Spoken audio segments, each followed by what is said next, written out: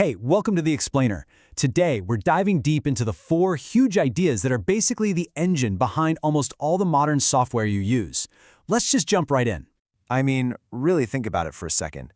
How on earth do you build these massive, complex applications? We're talking everything from your banking app to a giant open-world video game without the whole thing just collapsing in on itself.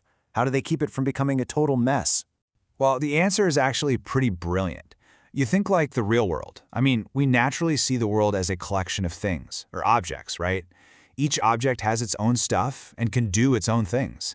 And that right there is the big idea behind object-oriented programming, or OOP for short. So here's our game plan. First, we're going to talk about the difference between a blueprint and an actual car.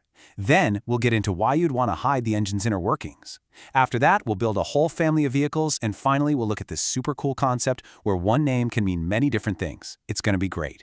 All right, so what's the big idea with organizing software this way? Well, imagine trying to build something with just one gigantic, tangled mess of instructions. It'd be a nightmare. OOP lets us do something way smarter.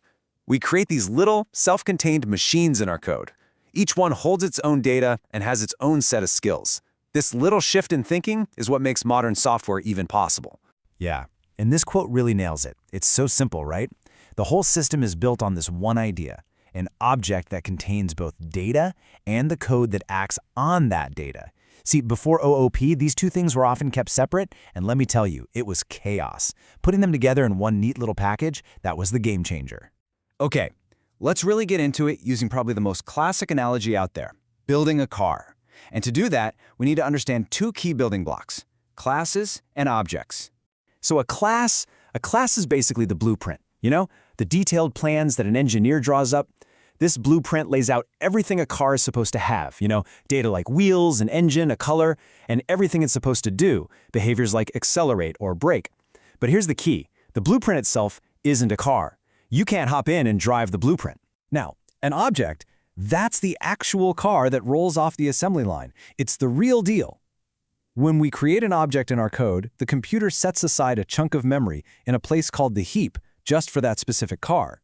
This car now exists, it has its own unique state. Its color is red, its speed is 60 miles per hour, and it even has a way to refer to itself, using the keyword this. And this really drives the point home. On the left, you've got the class, the abstract plan, the idea. On the right, you have the object, the concrete, physical thing. The beauty is, you can take that one car blueprint and stamp out millions of different car objects, and each one is its own unique thing. Okay, so we have our objects. Great. But in the real world, things get messy, right? Objects interact. A car has an engine. It drives on a road. How do we manage all these relationships? And, more importantly, stop our objects from messing with each other's internal parts? Well, that brings us to our next 2 pillars, encapsulation and abstraction. Think of encapsulation as putting the hood on the car and closing it tight. It bundles all those complex engine parts, the data, and the methods that use that data, all together in one unit. And then it seals it off. Why? To stop someone from just reaching in and yanking a random wire, right? It's a protective shield that prevents a change in one spot from causing a chain reaction of failures somewhere else. And the way we do this is actually pretty simple. First, you declare all your important data as private. You lock it down.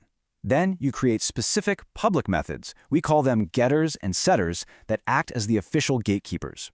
This is so important because it means the object itself is in complete control of its own state. It can check the data and say, whoa, you can't set the speed to -100. It keeps everything valid and safe. And abstraction? Well, abstraction is the beautiful outcome you get from doing encapsulation right. Because all that engine complexity is hidden away, what are you, the driver, left with? A simple, clean interface, a steering wheel, pedals, a gear shift. Abstraction is all about hiding the messy details and only showing the essential controls. You don't need to be a mechanic to drive a car, right? You just need to know how to use the pedals. All right, so our objects are now safe, secure, and easy to use. But what if we want to build, say, a truck? Do we have to start from scratch with a brand new blueprint? Of course not. That would be so inefficient. This is where our 3rd pillar, inheritance, becomes a total lifesaver. It's all about reusing what we've already built. Inheritance is this amazing mechanism that lets a new class, our subclass, basically absorb all the properties and behaviors of an existing class, the superclass. So if you have that car blueprint and you want to make a truck, You just say, hey, my truck is a type of car. Boom. It automatically gets wheels, an engine, brakes, everything for free. Then you just add the new stuff, like a giant cargo bed. And you can build these cool family trees with it. A sports car can inherit from car, which is like a direct line. Or you could have a truck and a motorcycle both inheriting from a more general vehicle class. That's more of a branching, hierarchical structure. Now, a key rule, at least in Java, is that a class can only have one direct parent. It keeps things from getting super confusing. You can't have a thing that's trying to be a car and a boat at the same time. So what happens if our new truck class needs to use the original car's start engine method, but then it wants to add its own extra truck-specific checks? That's where this handy little keyword super comes into play.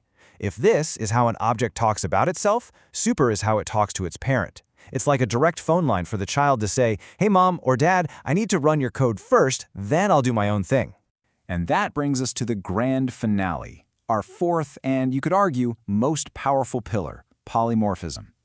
This is the idea that really injects a massive amount of flexibility and power into our software. Polymorphism literally just means many forms. And what it lets us do is use one single command or interface to trigger a whole bunch of different actions. So imagine you have a start engine button. You can press that same button for a car, a truck, or a motorcycle. The action, start engine, is the same, but how each vehicle actually does it under the hood could be totally different. That, in a nutshell, is polymorphism. And this many forms magic happens in two key ways. The first is called overloading, and this gets sorted out when you're writing the code, at compile time.